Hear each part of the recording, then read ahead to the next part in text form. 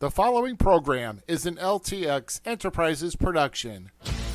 The Falls Count Everywhere podcast would like to mention our friends at the following. The Searcher and Hide podcast, for mind-intriguing discussions about wrestling, movies, Bigfoot, aliens, and everything in between. To look no further than the Searcher and Hide podcast. You can find the Searcher and Hide podcast on Podbean, Spotify, Apple Podcasts, and many other platforms. Go check them out today. And Outside the Ring STL, join Shaft and General Vader along with others who share their love for professional wrestling as they talk about the recent shows from the major wrestling companies, all independent promotions from around the St. Louis area, and even talk about great moments in St. Louis professional wrestling history. Find them on Facebook at Outside the Ring STL. Get ready for episode number 28 of the Falls Count Everywhere podcast featuring journeyman powerhouse independent wrestler Sid Holland. This podcast is scheduled for one episode where falls count everywhere.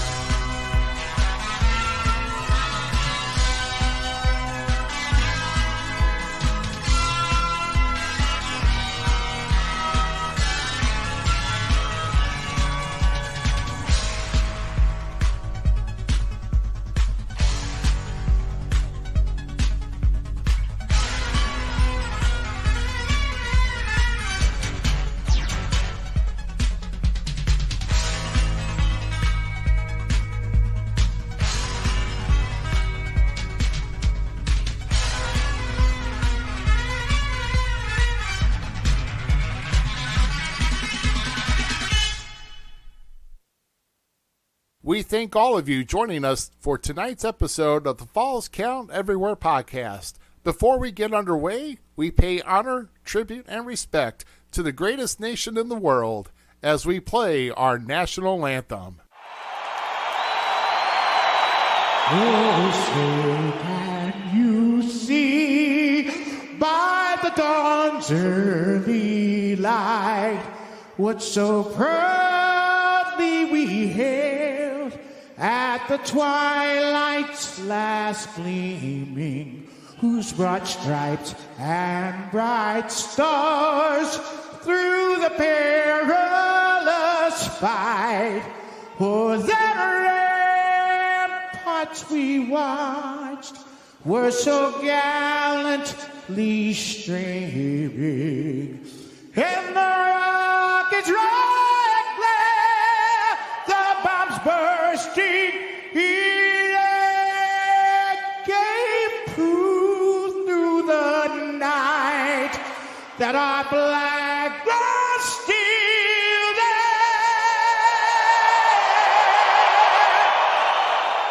Oh, say does that star-spangled banner yet wave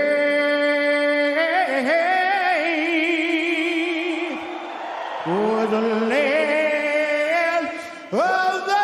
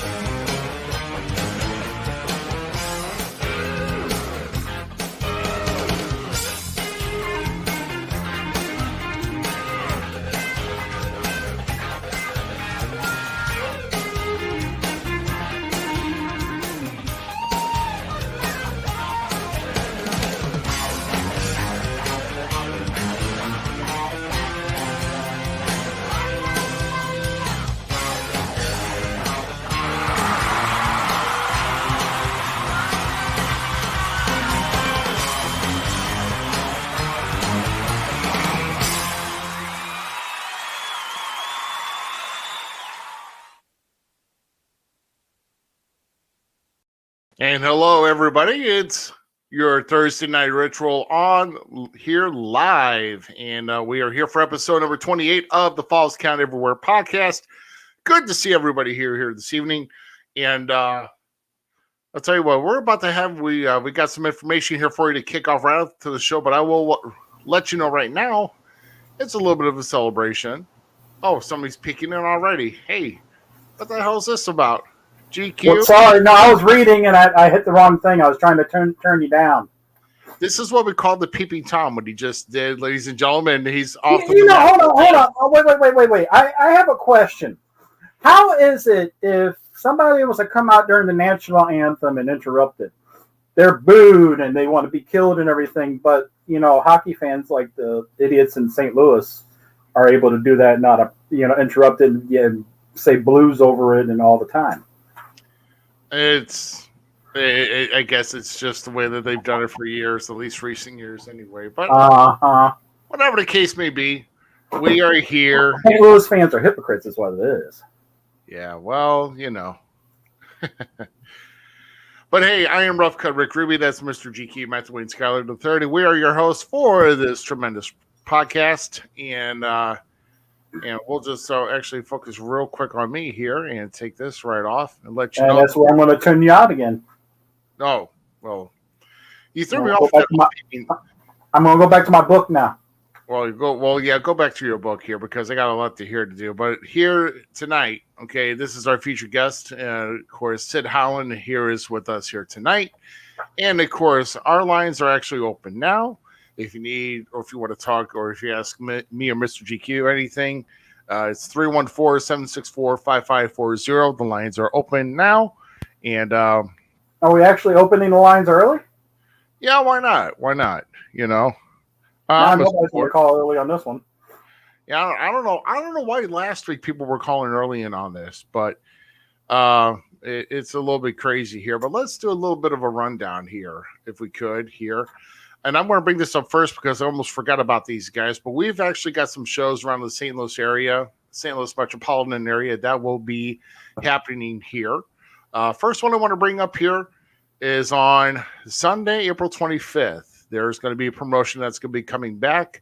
They had some trouble, I guess, trying to get started even before the pandemic hit. But they are back here.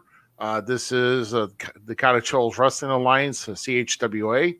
Let me turn this off for you. There you go. Okay. What did you do? Turn off the logo. Oh, okay. It was over everything that was on that corner. It was over everything, wasn't it? Yeah, I'm sorry. Yeah, I'm looking at my other stuff. Sorry, yeah. So CHWA presents From the Ashes. That is actually on Sunday, April 25th, 2021. $10 for adults, $5 for kids. Of course, practicing safe distancing, and of course, masks are required for the event. Looks like the main event here will be PT Beckham challenging Johnny Biggs from the CHWA Heavyweight Championship there. And I heard it was a Falls Count Anywhere match now. Yeah, Falls Count Everywhere. Falls Count Anywhere, right. Don't get it confused with Falls Count Everywhere because they're not going to be wrestling here. So, I'll tell you that. Hey, GQ, before we move any further, did you happen to notice real quick? There's a little bit of a change in my background. If you know, I see. I see something that you need two of that actually fit around your waist. Well, that's about it. No, that's probably about a good part of this talent that's here, and probably anywhere else independently. But hey, it's all right. Some people, I guess, meant to wear them or not, but I guess it's now recently revealed that we can now say that I am now the actually owner, or at least not the owner, but I did win the WPW United States title from Jose El Magnifico recently off of a Arriba. Yeah, Arriba. Apparently somebody else was chasing him for, getting back to the border, and he got distracted, and I beat him before he got back over the border. So, yeah. And apparently WLW is this Saturday. Yeah. I would love to push through. We didn't know that one, but that's technically not St. Louis, so I don't, that's probably far enough out there. I mean, it's still Missouri, but, it would be nice if anybody from the promotion would actually reach out to let me know what these things are going on so I know what's happening. I like these other promotions that do, but I'm just saying. But yeah, WLW this Saturday in Troy. So I guess I'm done with my book because I can't turn you off at all. can't. Well, then let's just not try to turn anything. All right. Turn around. Yeah, turn around. Right. Every now and then I get a little. Oh, sorry. So that being said, Hold on. Wait. I gotta give a shout out to another one of the best managers around. Along with me, but we'll get that shout out right there. Because you got Blundy in the house, so yeah, Blundy's in the house. So okay. yeah, Blundy. So yeah, Reed Rain is still heavyweight champion in WPW, but now I'm the U.S. champion, and now I'm going to be celebrating here tonight with my little rough cut mug. Somehow I got that some time ago. Gee, I wonder who. And that tastes so good after a good victory. You want to show the mug? I mean, I've been trying to, see. I don't know if anybody can see the inscribed name on there. There you go. See? There you go. Right there. Which reminds me, I need to try to order one of those Wrestle Talk podcast mugs, if Renee would get back to me on that. But I digress. We're going to move further. But speaking about WPW, their next taping will be on April 10th down in Mount Vernon. There will be limited seating there, but of course, they practice distancing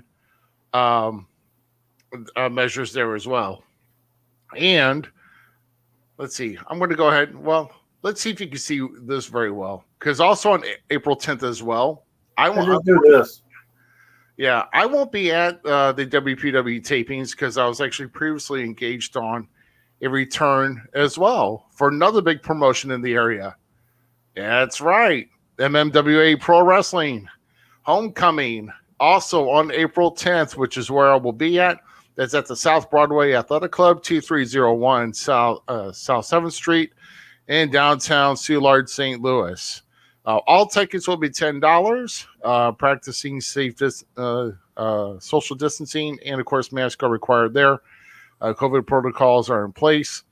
So you might want to get there or find a way. I don't know if there's a way you can try to reserve tables or not for that, but definitely a good happening for MMWA on April 10th on that. So I will be there. I will be on the card. I will be wrestling. So that's why I won't be at the WPW event.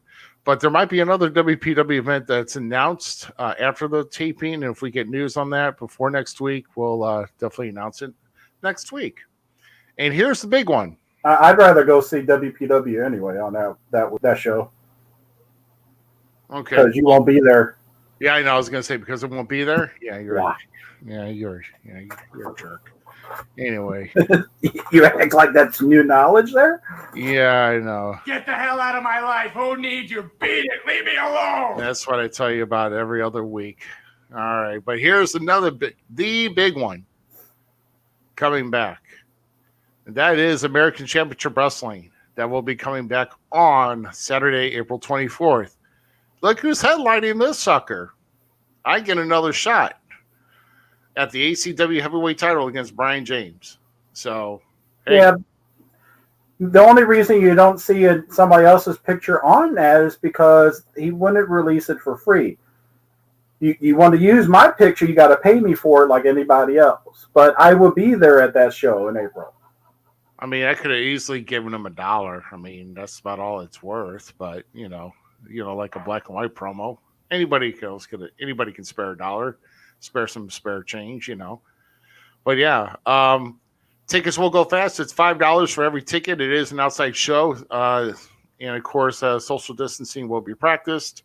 And last time it did sell out, so doors open at 5:30. And then some. Yeah, and the doors open at 5:30. Bell time at 6. So get there and get your tickets. Don't miss out on that big event. So, bam. You know what? Hold on. I don't agree with a lot of. Hold on. Let me bring me on here. There we go. I don't agree with a lot of stuff that's said by some people, but this I agree with. Oh, that. Yeah. By the way, I mean, you're going to be at that show, but who the hell are you going to be managing? You had Big Texan, but apparently He's not going to be at the show for some reason. I know why don't you come to the show? Well, you'll be there, so you'll find out then. Well, I'll be there. I'm an idiot. Well, that's for sure. Yeah, I'm an idiot. I don't know why.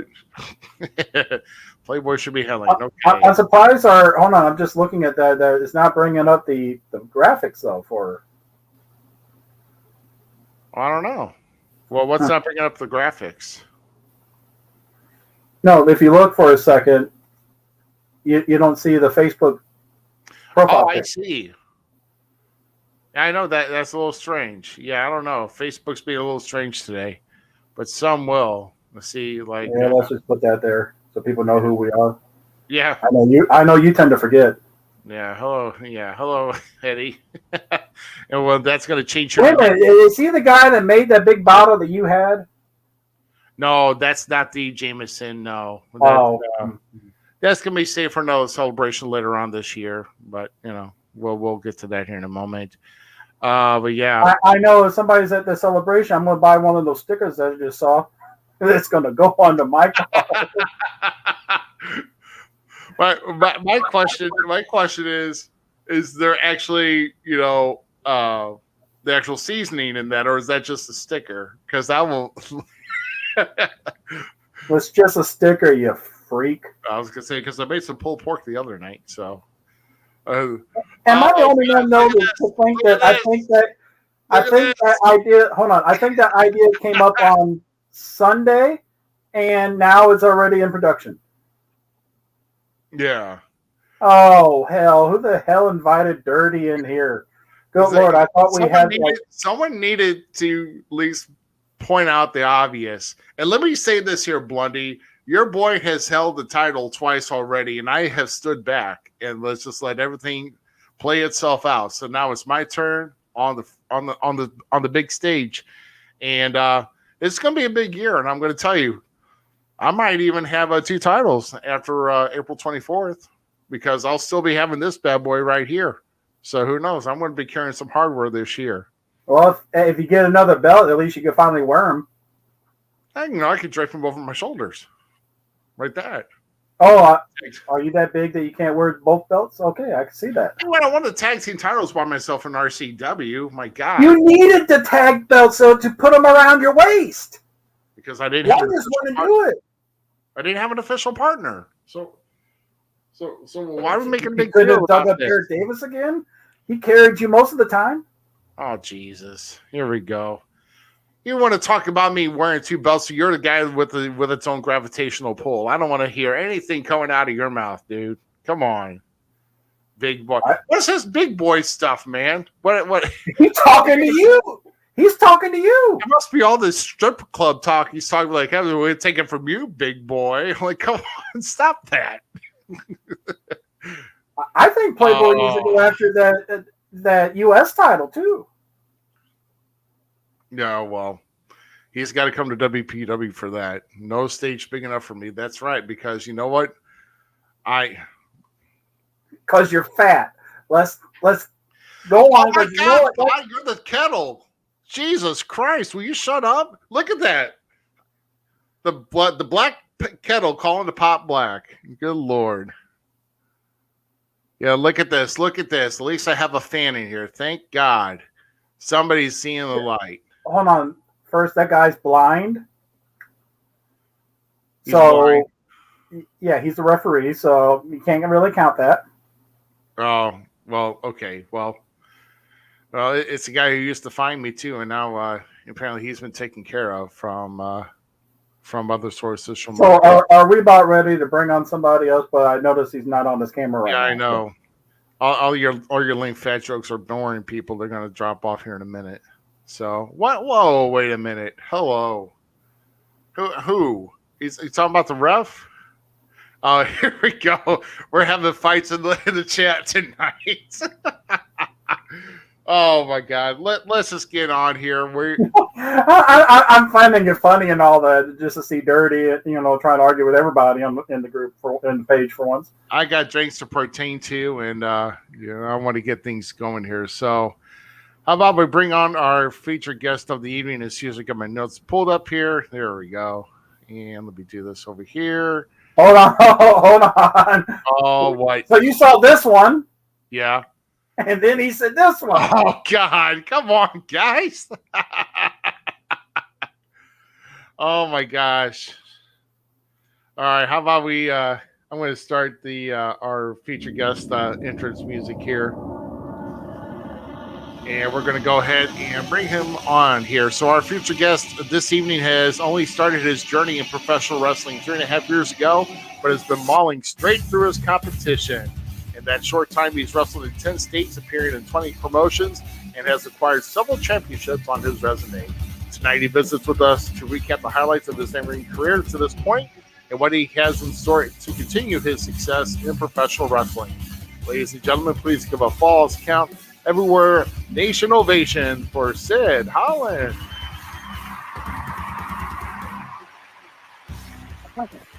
Oh, wow, that was quite the introduction there, man.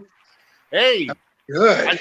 I try to treat our guests like gold, like GQ, who likes to like shit on me every week. Excuse my language, but that's pretty much it. I'm telling you, you just put me over big time there. Thanks, man. Hey, that's what Ruby's good at, putting other people over. Oh, here we go. I know. Oh my God. Let's see. Let's start off the before we get underway with And Sid. you put this there, and we're good. Yep, and for GQ. Douchebag. Okay, so there you go. All right. So Sid, how you doing tonight, man? I'm pretty good. I'm actually I'm multitasking. It's kind of known knowledge that a lot of us in the wrestling independents, we have to maintain other jobs, you know, to kind of get us by day to day. Well, I happen to work at a high school, and one of our games got rescheduled to today. So I got asked if I could come in and kind of help. And so I got to run the floor buffer here in a little bit. But you know, I'm just over here multitasking. Oh, my goodness. Okay. Well, yeah. Yeah, because we usually go a little while on these, and I don't want to. Oh, that's okay. That's okay. I might take a quick 5-minute break here in a little bit and run the hallway, and then I'll be good to go. But for now, we're good. We got a little bit. All right, cool deal. I have a question, though. I have an answer. $5 to get you to sit on that buffer and spin. I don't think I can turn this camera around, but. Oh man, it's not the old school ones. That sucks. Nope. This is a nice fancy one that I can. That's why I said I might just take a quick $5 here in a little bit, because it literally takes 5 minutes to do the whole entire floor with this thing. Yeah. So that's kind of nice. Yeah, so that's a buffer, and GQ's used to some type of buffering from what I heard, but you know.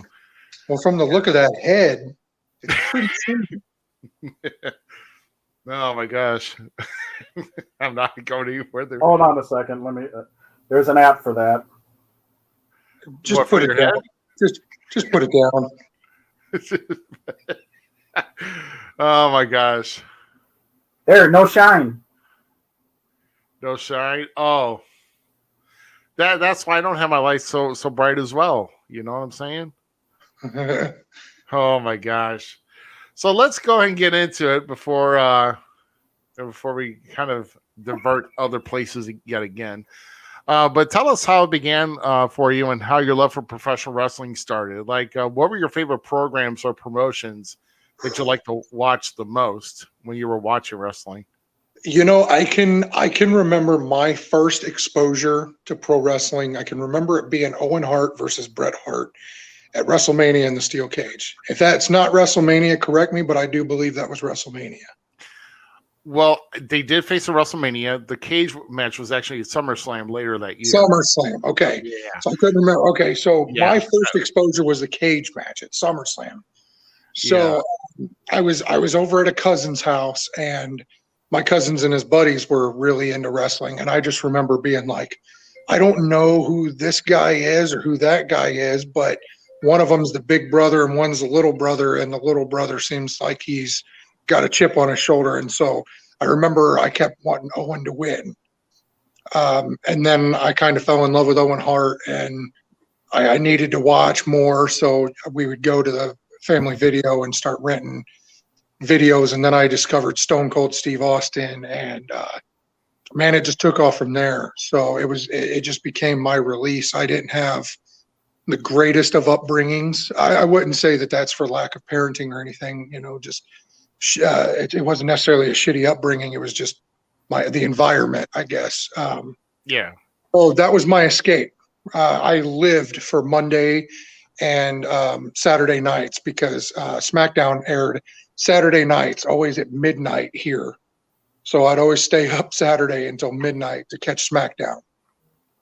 Yeah. Yeah, well, I mean, again, that's actually not a bad era, to get started in. Back in, kind of in the early 90s, kind of was nice getting involved in 94, with the Hart Dynasty feuding within the Hart Dynasty. That was really good. And, with Brett and Owen being solid technicians at the time, those guys. It was a clinic. And that's a good way, I think, to get exposed to professional wrestling is with matches like that, with things that show off the ability and the storytelling, rather than watching two guys flip around for 5 minutes or grab somebody's junk and he does a flip. The storytelling is what I live for. So Joey Ryan moonsault. No, that doesn't solve it. I think Joey Ryan had an amazing character, but we could have done without. Come on, man! That porn star gimmick, that is amazing. That's a great idea. Did he do it wrong? In my opinion, yes. A lot. Well, let's see. I think someone was actually calling my personal line, and I think they were trying to call the call-in number. So remember. Hold on. 540. We know you're a little slow, but the call-in number is coming across at the bottom of the screen. You can't miss it. I saw that he commented a minute ago saying he's coming for you. I don't know what he means by that, but I'm not hard to find. I don't think he knows what he means, really. Yeah, I'm not really sure either. Dirty and I used to be kind of buddies, and then COVID happened, and then nobody heard from Dirty for a really long time, and then all of a sudden he just reappeared. He hasn't. He drinks a lot. He hasn't been the same since he got into the liquor cabinet. So, you know what? That makes sense. Was the shoot for those that know. Squeeze my head. It's soft. I think maybe COVID depressed him a little bit because he couldn't go to where the one place where he's relevant, and MMWA. So he got a little depressed and locked himself away.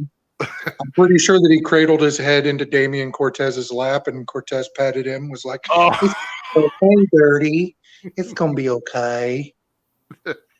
Oh my God.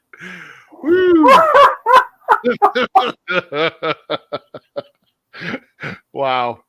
Oh shoot. Well, I have a feeling. So again, if you want to call in, it's 314-764-5540. And if you can't read the scrolling, then we'll freeze it, and then we'll have a bouncing ball for you. And if you're old like Dirty, it's 314. Oh, he's using a rotary phone. I see what's going on here. You're a funny guy, GQ. You're funny. I try. Isn't that what the speak and say is? Where you pull the string, That's probably what his problem was. He was trying to do that. He's a weird one. Call the podcast. Dirty, where are you? I thought you were calling in. He may call in a little bit later, but okay, good. Well, let's see. Well, go ahead with your question, GQ, and see if you get interrupted with the phone call that comes in. You know what's going to happen. So, which wrestler actually inspired you to the most to get involved? Mother plus bucket. We'll wait on this, because he wants to feel relevant for a second. Whoever it is that's calling, they will wait. No. Oh, why not? I already know who it is, and he won't wait for nothing. You got the False Count Everywhere podcast. Who's this? This is Damian Cortez, man. What's up? Oh! Oh, it's Damian Cortez. Okay. Oh, hey, see, he's the weirdo that's been cradling Jason's head. Like, Hey, Sid. Sydney, I'm listening. Sydney, I need you to understand, Sydney. I've enjoyed this process of dealing with you. It has been a very unique situation for me, Sydney, see, because I'm learning a lot about you as a man, as a person, as a father, a person of that nature. You seeming like you got a lot to lose, Sydney. Mm-hmm. Peoria is a very small town. You have a very nice home. How far is your lady now, Sydney? She's due like in what, June? Oh, I see. So make it personal. Is that what you're going for there, Cortez? Oh, no, see, I'm not trying to make it personal, Sid. This is just what I do. That's just me being me. This is a regular Thursday. I thought I seen you on Falls Out Everywhere podcast, and I said, why not give Sydney a call? He seems to be in a good mood and good spirits. I mean, not unless you count the times he's sitting in his room, pouting, cradling his toys, and wishing he could be better. See, the difference between me and you, Sydney, you like to run your mouth because you got fangirls here and there who believe in you. But I don't need nobody to believe in me because I believe in myself, Sydney. You're just like the rest of them. You're chasing your dreams for these small, fleeting moments of happiness. When deep down inside, you know you're worthless. Now, I'm never gonna discredit you, Sydney, and make it seem like you're not a challenge. Because you're a very challengeable man. For your size, you move pretty decently. But still, again, you've never come in contact with me, but I'll make sure I make it personal for you, Sydney. I'm just reaching out to you because, you seem to have a lot to say, whether it's about me, about Dirty, or anything that I do. But I'm going to let you know this. I'm going to be your salvation, Sydney. I'm going to be the thing that changes your perspective and your view on life in this world, Sydney. This is just the beginning. You've been chosen. And I'm going to make an example out of you. I'm going to break you.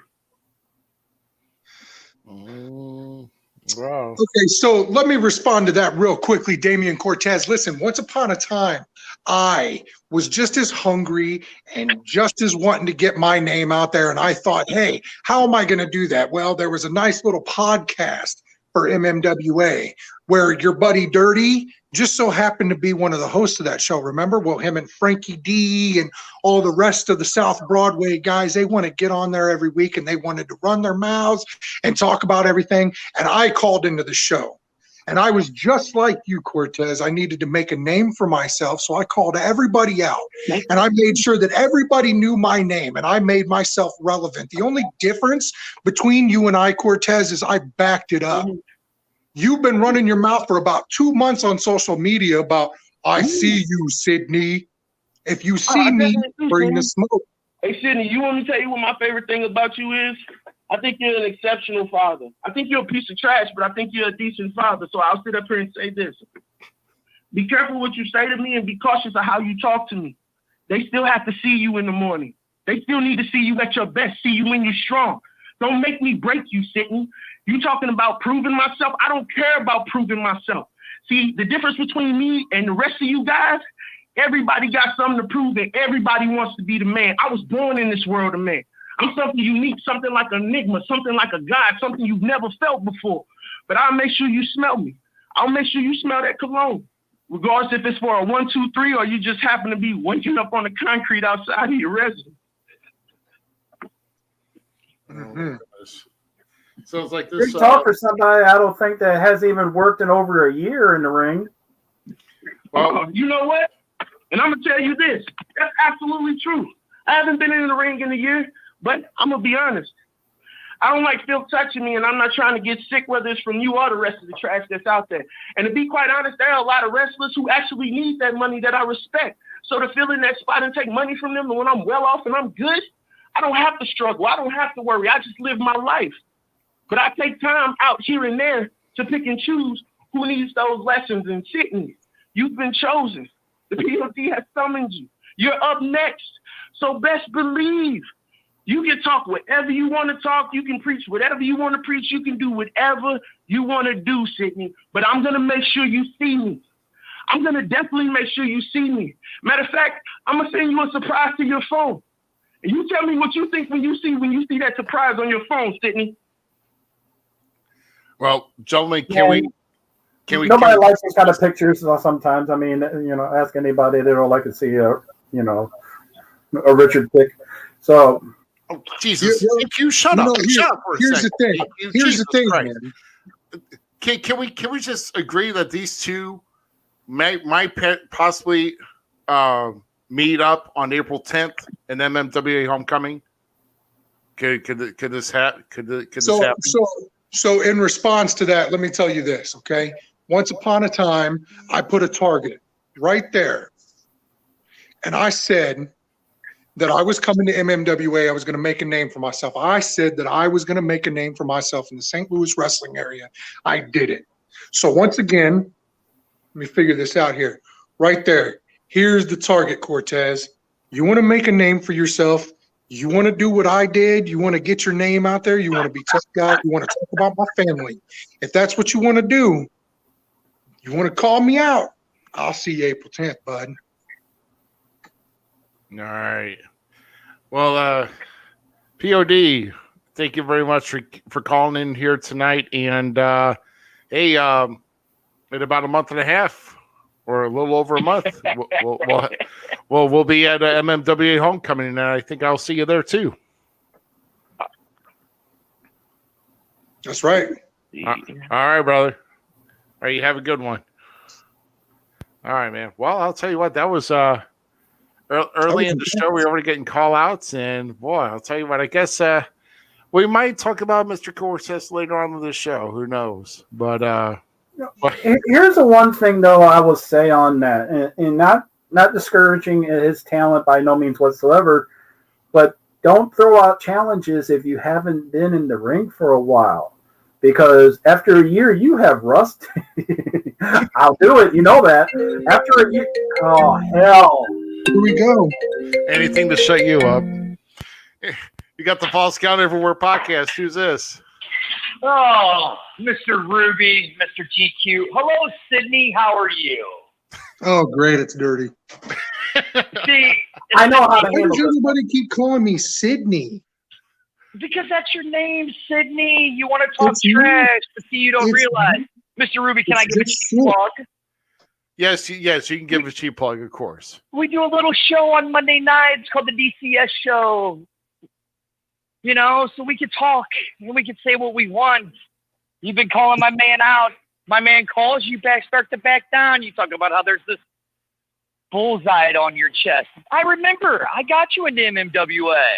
And you backed out because you didn't want to fight the POD because you were too scared. Ask Mr. Ruby what happened to him when he fought the POD. When did that ever happen? Concussion. When did that? I have never backed down from anything or anybody in MMWA. I went up against that stupid Moondog guy that bit me like 8 times. I'm pretty sure that's how I ended up actually getting COVID. I went up against Frankie D. Hell, I was scheduled to go up against Sydney. Ruby. Look at you, Sydney. Come on, calm down. There's no need to get violent. I'm not calling to be mean. You just stated a false. Your truth. That's you all I'm stated doing. something that was He's false, coming. and then you want me to calm down. Yeah. Ask Mr. Ruby what happened when I went to Indiana and I told him the POD was coming. Mr. Ruby got so scared he shut down his promotion in Indiana because he knew he was coming for him. Is that true? I like that one. I'll come back for that. So. Is that true, or is that another false statement? Oh, that's false. I don't say false statements. I ran out of money. I could. You're 2 for 2 right now, Dirty. But by the way, why do they call you Dirty? Is it because you don't change your underwear? Why do they call me? You got stains in the drawers, don't you?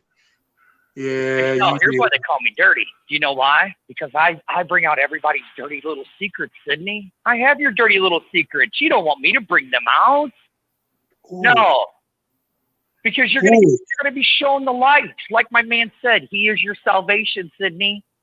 But there's so much fun in exposing the skeletons in my closet because I'm not hiding anything, Dirty. I'm not hiding anything from you. I'm not hiding anything from GQ. That rhymed. I'm not hiding anything from Rick Ruby over there. I'm not hiding anything from anybody, or am I hiding myself? It's pretty simple and pretty easy to find me. Your guy says that he enjoys seeing me as a dad. Well, I mean, does that mean that the dude knows where I live? Rap on the door. Let's talk about it. grown ass men. Let's talk about it. I'll show you your little dirty secret. Don't worry. You will be enlightened soon, just like my man said. We will enlighten you soon on your dirty little secret that you have. And you know what it is. So don't sit here and try to play the fake news card on me and tell me that you don't have the skeletons. We will There's show no you that skeletons light. in my closet that I'm afraid to come out. Don't worry. It's coming. And it's like I said, I will hang up. I will be nice. Ask Mr. Ruby what happened to him when he encountered the POD. It's too late. You already said you were hanging up. You already said you're hanging up. No, that's fine. Hang up on me. I don't care. See you, Dirty. I'll talk about you guys on Monday. All right. See you, Dirty. Oh, that's fine. Talk about us on a less rated show. Thank you. Goodbye. Yeah. There's a reason I did this one. Yeah. Okay. So I took a wrong fall after he dumped me out of a battle royal when I was like halfway tired anyway to begin with. And when I faced the POD, I won by count out. So that's what happened. So. Oh, okay. And that's truth. See that? The truth shall set you free. No, I mean, record books speak for itself. It's the truth. I mean, exactly, and that's all I'm saying is because Dirty says that they're all about the truth, but obviously not. Left a gift for me. Okay. Well, okay. I don't know where that gift is, but if it shows up, I'll let you know. If it's not Amazon, hey, I'll tell you what. If it's not Amazon Prime, I'm not answering, and I'm saying return to sender. Okay. Wait, is it Amazon Prime? Is it that U.S. title sitting back there?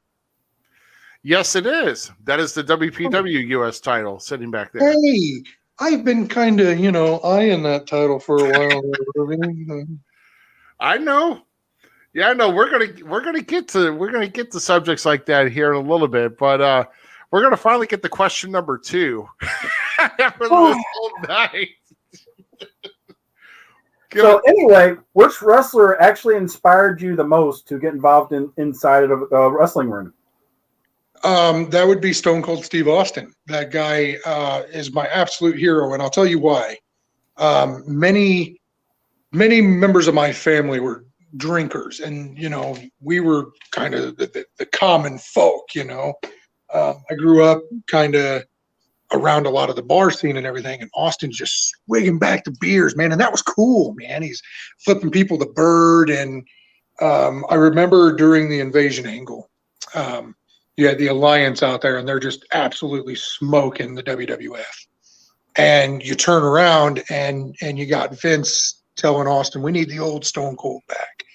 And Austin was contemplating, and then boom, he shows up in his pickup and he gets out and he just whoops everybody. And I will tell you one thing, man.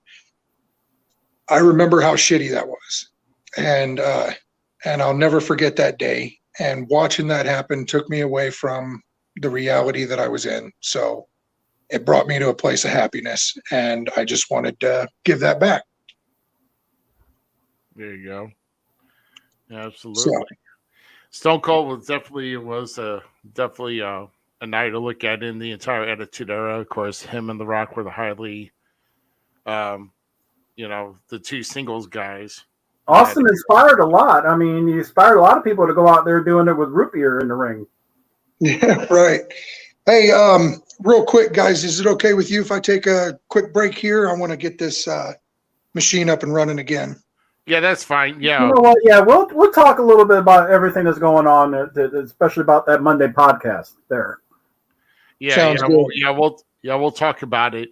And if anybody listening to the show, if they have a question that's not for Sid or whatever, we'll go and give us a call 314-764-5540. But let's just kind of address some of this whole thing. Yeah, because apparently now Damian Cortez and Dirty have pretty much stirred up a big dirt pile, or brought up a huge can of worms to open again. Now that we're getting back into the swing of things. So when is this show at on Mondays? It's a DCS show. It's under One Universal Productions, I believe. It's you follow them on Facebook. It's One Universal Productions. They go live. I believe it's Monday at 7. please, Dirty, correct me if I'm wrong. Trust me, I'll admit when I'm wrong, especially when it comes to something regards to anybody else's podcast. So, yeah, definitely. Yeah, so it's DCS. It stands for Dirty, Cortez, and it used to be Seabiscuit, but I haven't seen that as short dude anywhere lately. So I don't know. I don't know where he's at least Dirty's gotten some better hosts lately. Yeah, well. Yeah, but anyway. No, but I mean, as far as I may try to listen to that thing this week. Oh hell! Here we go. We'll go ahead and answer this call. All right, you got the False Count Everywhere podcast. Who's this? Hey, you know who it is by the voice now. But congratulations on your win. Uh-oh. It's everybody's favorite rough. You got that right. Hey, I'm ready for South Broadway. How about you? Oh, South Broadway, I'm really, I'm definitely keen for Mr. Lilly. I'm definitely ready for it. And it can't come soon enough. And we got a lot of guys that are going to get relicensed to get the physicals done and everything else come here soon. And so everybody can be ready and rare to go that haven't had a physical done yet to get their license renewed here in Missouri. So, so everybody's getting back on track. I've got mine and I'm ready. I might as well say hi to GQ too. But why? Nobody wants to hear that. Shut up. Go away. But anyway, I think you really need to scan these callers a little better. I mean, come on, Dirty calling in. No kidding. We let you on. Hey, at least I'm better than him. At least I'm better than him. There's only going to be one more person worse than Michael Lilly. Hey, shut up. All he does is get in there and run his mouth. You know, it kind of reminds me of GQ. Oh, so it looks like he just came from the DQ. Yeah, well, I mean, it's well, I mean, these guys have got, they're trained to be managers or guys with something that, they've got a chip on their shoulder or their panties in a bunch, then they're going to grunt and voice everything out that they want. So, well, why didn't you just, instead of sugarcoat it, why didn't you just say that's dirty? That's dirty. Well, yeah, that's kind of dirty to say about dirty, but it's true. Yeah. Well, I'm not gonna too much talk on Dirty because I rather he actually be on he actually be on either on the line with me or face to face if I'm gonna chatter back and forth. But right now, shoot, he's got his hands full with Sid Holland and the POD kind of rattling his cage and all that. So Yeah, I'm gonna throw the edge to Sid though. I'll give it to him. And as far as the ACW on that show, I predict you're going to win. Oh, okay. So in ACW, you think that it's my time? I think it may be your time. Yeah. Well, yeah, and like I said, I want to reiterate to everybody that's listening out there. When I do this podcast, I'm here to shine. Give everybody else their shine. Put them in the moment and put them in the limelight, so to speak. No pun intended, in regards to me. But the thing is that when I'm done with this podcast, and when it's show day, it's tough for me to go inside the ring. People don't like me so much because my style tends to get a little bit more dirty than dirty, if you know what I mean. And I never see you do nothing wrong. Yeah, I mean, I leg You're dropped. blind, you old fart. I mean, I leg dropped a woman across her neck for crying out loud, and because she didn't listen well. So I still I got him out there running his mouth, calling me an old fart, and I'm blind. You're the one with the Coke bottle glasses. These are thin. I mean, again, I know you're blind as hell. You can't see. Yeah, blind. Yeah, right. Yeah. Yeah. How come I see you with a seeing eye dog or a walking cane? You kind of need it's to keep like freaks and perverts like you at an arm's length distance away from me. So that's why. You put the cane out there more than 6 feet from your smelly butt. Hey, you want to know what? My kid could whoop you. But the match I'm really waiting for the build-up to see would be P.T. Beckham versus the Butcher. P.T. Beckham and the Butcher. But here's the thing, and even with Beyond the Curtains podcast for WPW last night, they were even talking about that. They're like, well, if that match happens inside of a WPW ring, they want that unsanctioned and they want waivers signed because they do not want any responsibility for any of those gentlemen if they get. I don't think any group wants that, actually. Well, they don't want to own it. It's not like they don't want to see the match, okay? Which I don't know. They don't want their responsibility, though, to book it. Right. The liability and responsibility. It's like, if something happens to one of those guys, I mean, it could get messy. And trust me, if it goes over to Illinois, it could definitely get really messy, if you know what I mean. So, and that doesn't play in the favor of P.T. Beckham at all if it happens in Illinois. Let me just say that. Yeah. Well, if nobody really wants to put it in a ring, why not just find a parking lot and let them go at it in the parking lot? Because if I know the Butcher wants a good price tag for proving his point to P.T. Beckham, and I don't blame him. I wouldn't do it for free. I mean, I wouldn't do an empty arena match with no guaranteed revenue. I mean, I wouldn't do it, for shits and giggles, excuse my phrase, but still, that's basically what it is. You want to prove to somebody out there that's actually watching to know that who is the better man in that match. You've got all kinds of people that want to see the match, and they'll show up. Put bids on the tickets. Yeah. Start a bid war. Who wants to pay what to see this match? Oh, well, I'll tell you what. If it's ever hosted, but like I said, and I don't think Mr. Beckham has ever wrestled on the Missouri side, but if he ever comes, then that's going to be a different story. But it's going to be interesting how that plays out. But I will say this, Mr. Lilly, with all due respect, our guest has returned, so we're going to hang up on the old blind midget. Oh, that's all right. Hi, Sid. Hey guys, I am very, very sorry about that. Oh, you're good. Unfortunately, we're talking to Michael Lilly, though. So all right. Thanks a lot, Michael. All right. See you, man. All right. So we were kind of killing time about.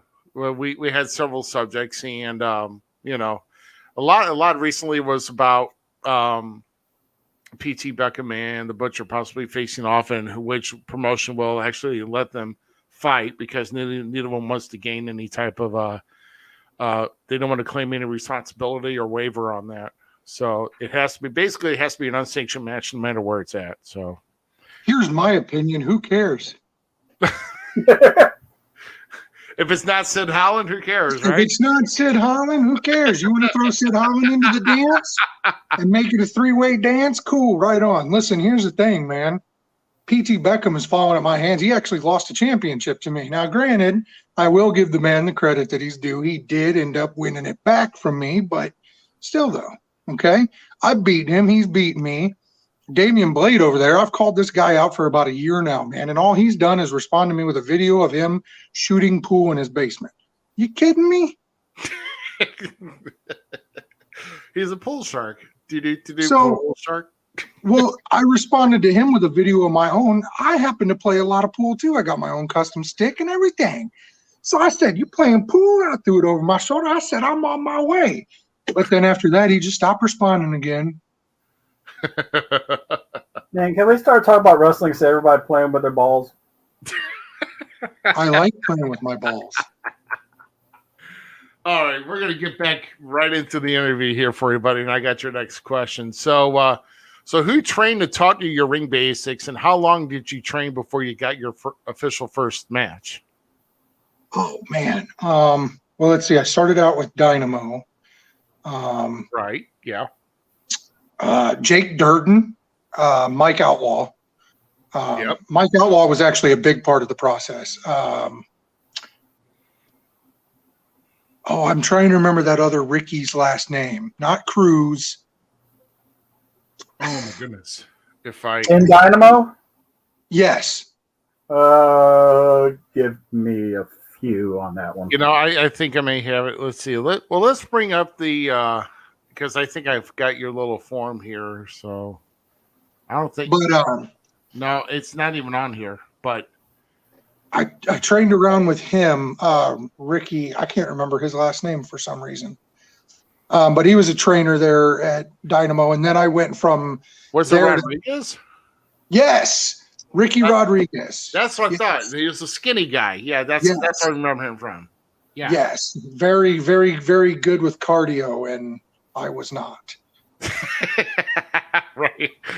And then from there, we went into training with RCW, and Frankie really helped me along a lot. I'll give credit to Kenny White, who really helped me out too. Believe it or not, Riot actually had a couple of things to tell me about, running ropes and doing things. So he had a hand in everything too. But it wasn't very long after training, 6 months or so, first match, and it just kind of happened by happenstance too. I was actually like, hey, if I'm not wrestling and going somewhere by the time I'm 26, I'm giving up. And I had just turned 27 and got the opportunity to wrestle. So, yeah, I mean, definitely in this business, you definitely have to try to, put in what you can with that. So, but at least you got in what you did. I mean, and you just got to try to make the best of it. That's for certain. Yeah, my wrestling training kind of bounced around a lot, because I would have the funds and then I wouldn't have the funds, and then I would, then I wouldn't.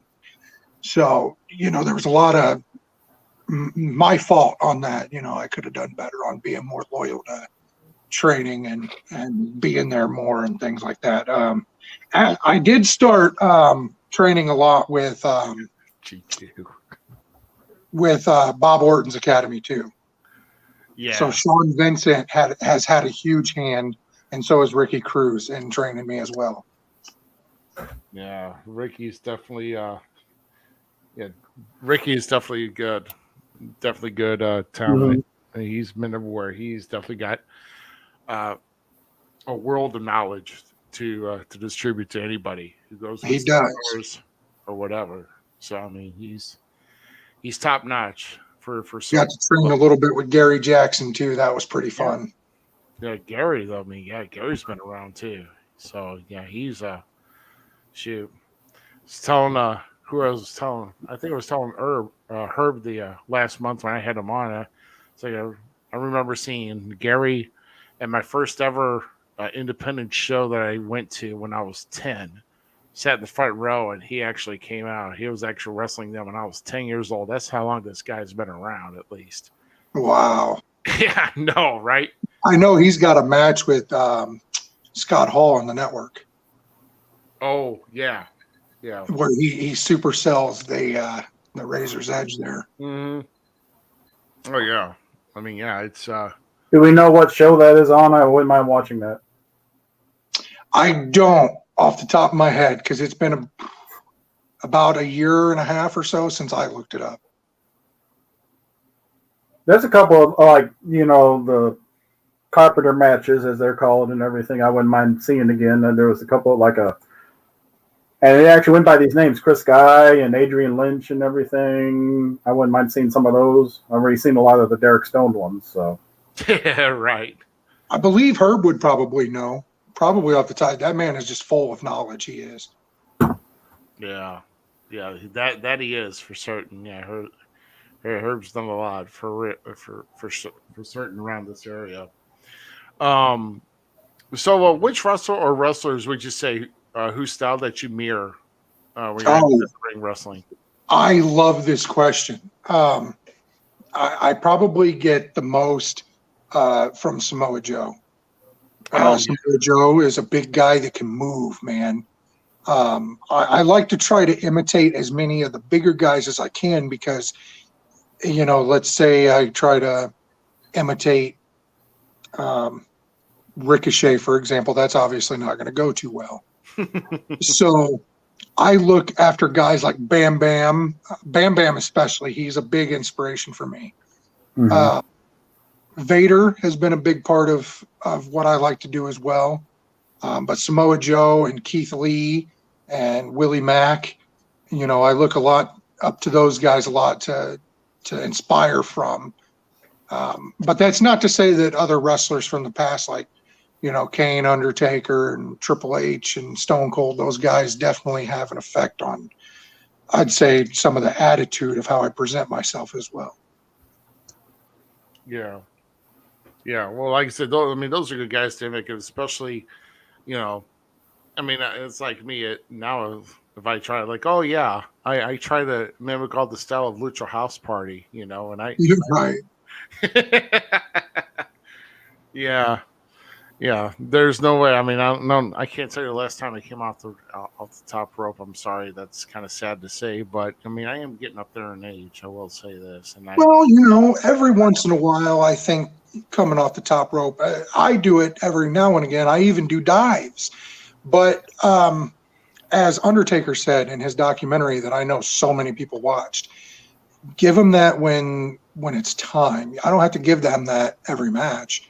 So when I do a dive or I come off the top with an elbow or even a moonsault, because I can do that, it's going to be special and it's going to be something that people see and they're like, holy crap. So, Well, and the other thing, though, Sid, is that why Ruby doesn't go off the top rope, because people are going to be yelling a line from the Mallrats movie. Fly, let us fly. Hey, so on an odd note here, I just got a text from a number. I'll have to see whether or not this matches up with Dirty or maybe Cortez, but it is a picture of my house. Oh, it's that would probably be I can guarantee you if it's let me see. I'm going to go through a call history here because trust me, guys, I have caller ID. So if it's I don't know, what is it? What did I miss? Oh, it's the last two numbers are 81. I have 17. Oh. Yeah, that's that would be Dirty. So I'm just going to say this real quick. I don't know how you guys get my number. I don't know who gave Cortez my number. I don't know how you guys got any of my information or how you would even find my house. I don't even have your number. So, nobody has my number. Nobody has my number. I'm a very private guy. When it comes to outside of the ring, I like to try to remain as private as I can. I show you what I want you to see. So if you're trying to pry into my personal life, if you're trying to make this into something, fellas, this is the wrong way to go about it. I can promise you that. You don't want to mess with me on a personal level. I promise you that. Yeah. And again, I don't know who's giving out my number, but that would be a mistake because I know that Damian Cortez has called me a couple times and he's just been on the other line, mostly breathing hard. But that's just nasty. He's probably watching Pornhub. So, but if you want taken serious, I'm taking you serious. This isn't funny. Taking pictures of my house. Okay. Well, all I gotta say is I'm sorry you got to deal with that, but I'm sure you're going to find creative ways to kind of handle that situation. I'm sure. Yeah, that'll get taken care of. Absolutely. Yeah. Yeah. So, I guess, what would you say would be your greatest feud or storyline that you've been involved with personally? Fellas, boy, oh boy. There's a young man by the name of Chad Rockman. He's not very well known here in the St. Louis area. I hope that he becomes well known in the St. Louis area. The man is a phenomenal talent. Him and I got paired together by sheer happenstance at a show, and they just kind of threw us two together because they knew that we both would hit pretty hard and whatnot, and it ended up stealing the show. And Chad and I knew that we had something magic, and the promoters knew that they had something magic, and the fans knew that something was going on. You know, something could really be done with that. And him and I have feuded throughout Southern Illinois, all the way through Indiana. So I would say that has been my favorite. I did a lot of tormenting on that guy. I kind of like Cortez, making it personal. I went after Chad's family. You know, I blew kisses to his fiance. Hell, I shoved his 6-year-old son down. You know, he broke my finger.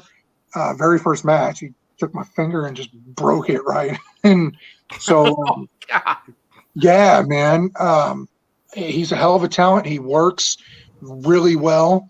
And I can't believe the words that are coming out of my mouth. But I hope that Chad gets more exposure, and he would definitely be my favorite rivalry / opponent. Cool. Yeah, in fact, when we didn't have me and the other person who was running the book talent at the time in OSCW, I almost had Chad over in OSCW at the time when I was booking over in Evansville. So, I mean, I'm familiar with Chad, and I know he's over in SMPW, right? I think that's where you guys are at. Correct. And I just actually learned a little bit ago today. Apparently, there was an announcement made. If it's okay for me to announce here, yeah, go right ahead. Saturday, March 20th. It looks like me and Chad are actually going to get to share a ring together again.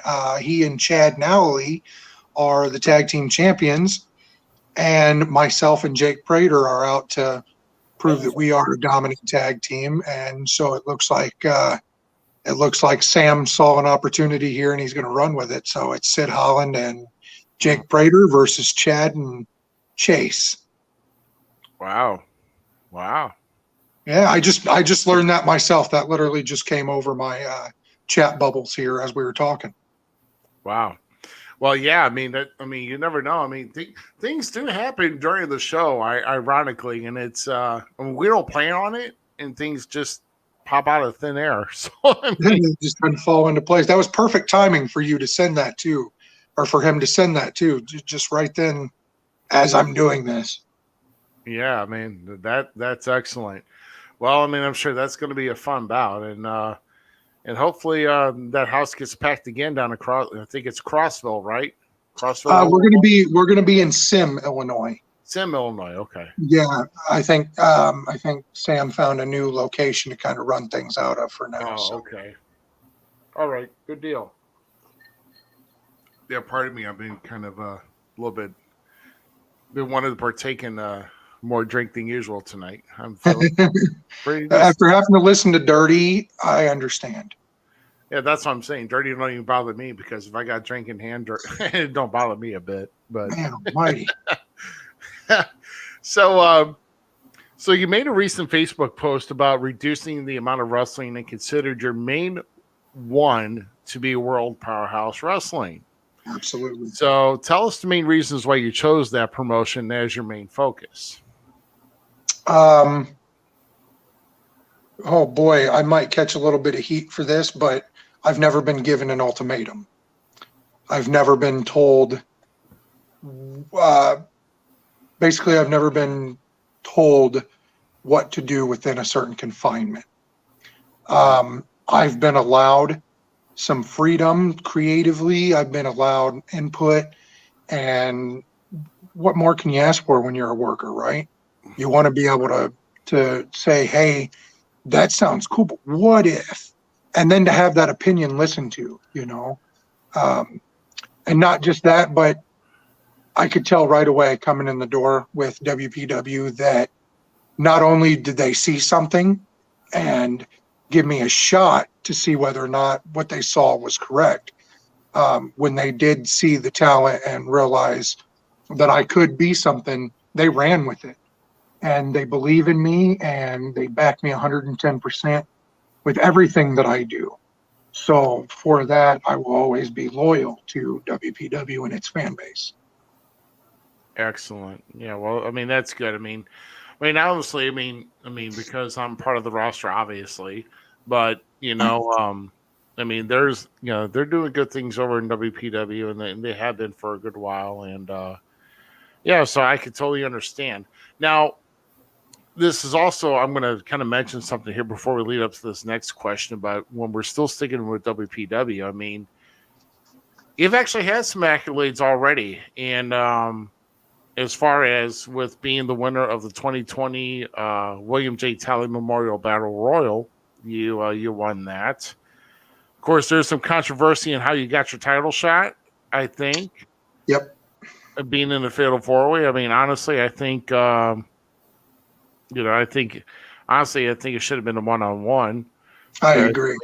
You know, because if you got a title shot, you're not going in there because honestly, I mean, it's almost like kind of like cashing in with Money at the Bank, with WWE. I mean, I agree. I mean, at this point, but I mean, you have to, it's almost like with, well, I almost want to say, because you almost guaranteed a shot, with facing a champ one-on-one, if you win like a Rumble, with WWE, but they've also made it like triple threat before, and they've tainted that garbage, so it's not really a one-on-one. But I really think if you are supposed to be given an opportunity to go at the WPW Heavyweight Championship, it's got to be at a one-on-one match. That's all there is to it.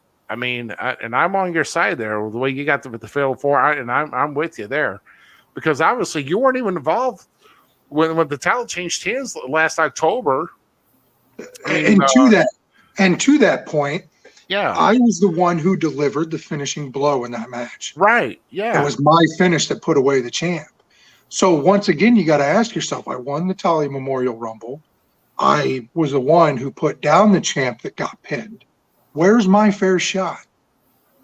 Right. So you did all the work, but you got bumped off to the side while somebody snuck right in, and like a thief in the night got a 3 count, and that's why Reed Rain is now WPW champion and brought the title back into the camp of PYT. So there you go. And I can promise you that that's not going to last. Yeah. But I was. But with going on with that here, because I know you've already won championships in your career so far, but which one stands out to you the most as the most memorable one to you, and why? I'm going to say it's not a championship at all. It's the Memorial Rumble. Okay, winning that. I will tell you this: winning that thing was an honor and it was a privilege, and to do so, I thought I had this expectation of it, okay, and it just blew me away because, I thought, okay, I won, I get a shot at the champion, cool, and then I turn around and there's the family of William, and it was emotional. It was very emotional, and knowing that Bill and how close he was to his father, and my dad at the time was not doing well. This would still be a few months before my dad would pass, but I knew it was coming, and yeah. And so it meant a lot, it meant more to me than any title win has so far. Yeah. Well, I mean, it is an accolade, and it's a big accolade because it's a big deal in WPW with that William J. Talley Memorial Battle Royal. It's it's definitely a huge deal.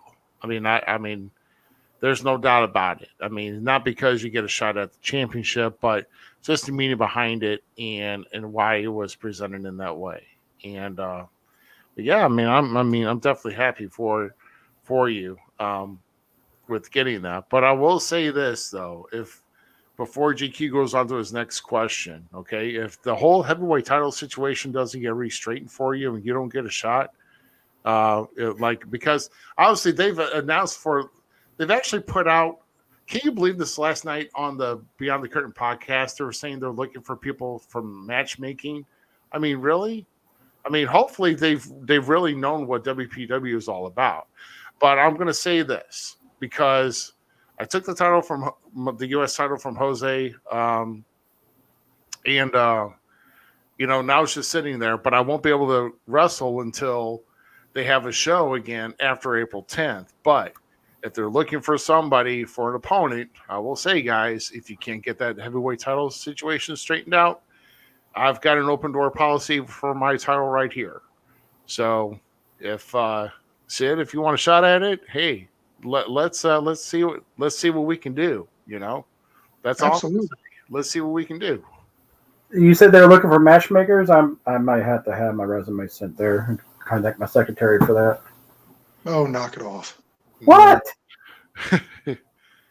Yeah, this guy is so full-fledged PYT. It's not even funny, dude. Oh, we know. Oh, we already know. Oh no! See, the camera's faced that way because if it was faced the other way, you'd see the shrine. Yeah. Don't even tell me. They'd be like, "Hey, Blondie, how you doing? Look at your stuff up in the corner. Hi, Blondie, I love you." I didn't do that. There, you did that. I don't believe it. Hey, I would work there in WPW just for the simple fact this is the one organization that's not allowing a fan there anymore. And can you imagine though? You hear the announcement, "Hey, your new matchmaker, Mr. GQ." Oh, brother, this guy stinks. Yeah, so that's what you would Isn't hear. this near? That sound like O'Shea every time you play that. No, I don't know, man. But you're up next with the question. So, what would you consider your biggest pet peeve in the wrestling business?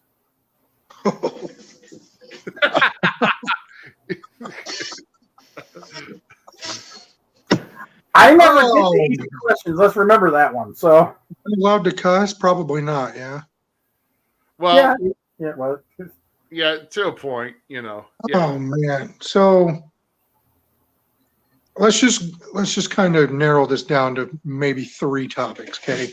My first pet peeve is anybody who doesn't wash their ass. If you get into that ring smelling like a dirty butt, I'm gonna slap a headlock on you and I'm gonna probably take it home is what I'm gonna do, because it's dirty, it's nasty. Nobody wants to wrestle somebody who literally smells like a thunder thigh.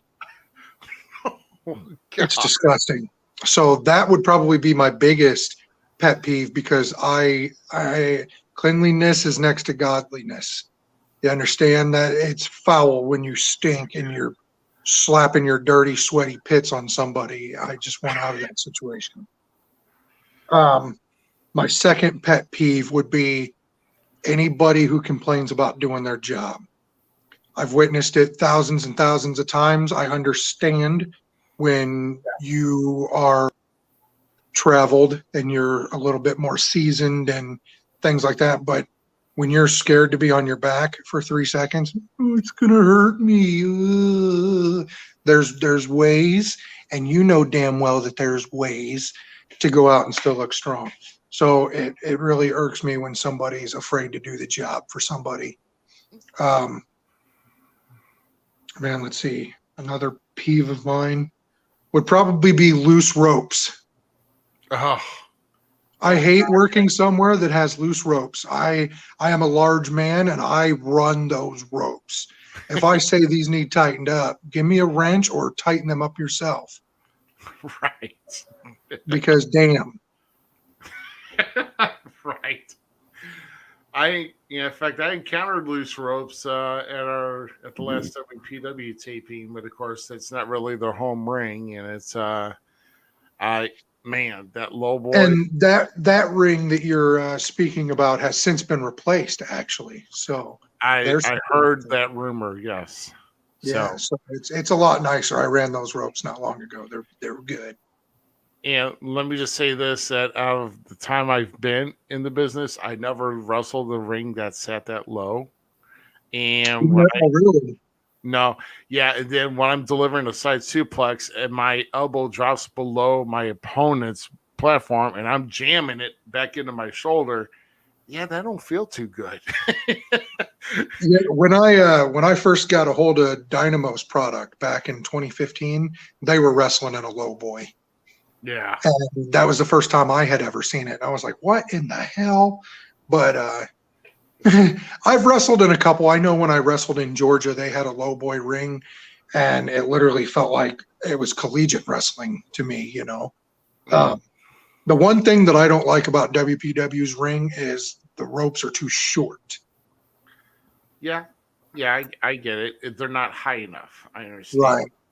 But that ring has had so many makeovers and makes freaking, it makes freaking Kim Kardashian, look like she's had no work done at all. You know what I'm saying? Because You're telling me Kim Kardashian's had work done? Come on, man. Don't do this to me. Oh, come on, man. I mean, those lips. Come on. I know, Brett. Hey, stop that. Who's lips like chips? But that used to be that ring was originated out of Southern Illinois in a town called Anna. Is this the HCW ring? Yes, it is. Oh, that ring is horrible. And they try to reposition that ring to where it's up some, but then they try to space the ropes. Now the spacing is there, but they set the bottom. But I guess they set the pegs too high for that foundation, and you can't get underneath the bottom. Even the skinny people have trouble getting underneath that bottom rope on there. So that makes it really difficult for. I remember when they first modified that ring, and they didn't lower the turnbuckle stuff. So you still had you had the three at the bottom, but you still had one more racing up top that you couldn't hit the turnbuckle or the top turnbuckle because you'll hit your head on the other one that's sticking out. That they just lowered it. They just added one more for the bottom ropes instead of lowered it all down one, but left the other one on top. Oh my goodness! But yeah, I was actually going to say that the worst ring I ever had was a low boy with HW. Oh my! Yeah, they're like, again, it's time to call in. All right, you've got the Falls Count Everywhere podcast. Who's on the line? Well, it's Aaron Wallace. Hello, Aaron. How are you? What the?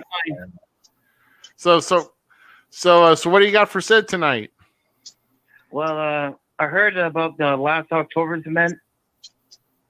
I was trying to get in the ring, and I just wanted to tell WPW that I'm sorry. Stop. That's not part of what we're talking about. And if you think Playboy was afraid of you, that's not the case. He's just annoyed with you.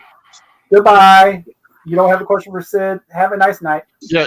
Well, I mean, do you have a question for Sid, Aaron? Yeah. What was your favorite idol back in the day? I'm sorry.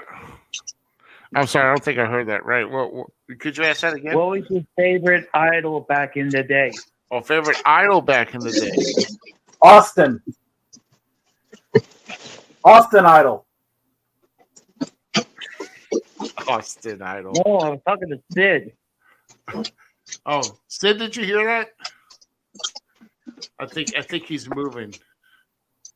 I think he's. I don't think he's missing much with this. So. No, I'm here. I'm just multitasking again. Oh, it's okay. He asked who your favorite idol in wrestling was. Oh, my favorite idol.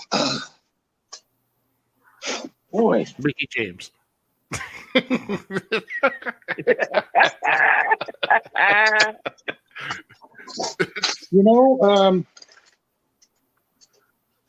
Stone Cold would definitely be my number one favorite wrestler. I told you, Austin Idol. See, I love Stone Cold too. Thank you. Goodbye. And maybe we can share a drink. Definitely. All right. Yeah, cool deal. Yeah, so I wish I had control of the phone line. So Stone Cold was the one he was mentioning earlier, and I guess that was the only other one that he, I guess he's sticking with. So cool deal. All right, Aaron. I remember that Milk-O-Mania. You know, Kurt Angle spraying milk all over the alliance. Oh, that was milk? Yeah, milk. Oh my goodness. Yeah. All right. Another question to ask now. Okay. No, All right. All right, Aaron. Thanks a lot for calling in, man, and just keep listening to the show, all right? And happy St. Patrick's Day to you. All right. You too, man. Thank you. You're welcome. We have at least another week or so for that. Well, it's in sick. Well, wait a minute. Oh, yeah, it's about in a couple of weeks. Okay, yeah, that's right. I'm trying to jump the gun here. When I realized, I think I'm just. I realized who was on the other end there. I thought, well, this is a good time to take the trash out.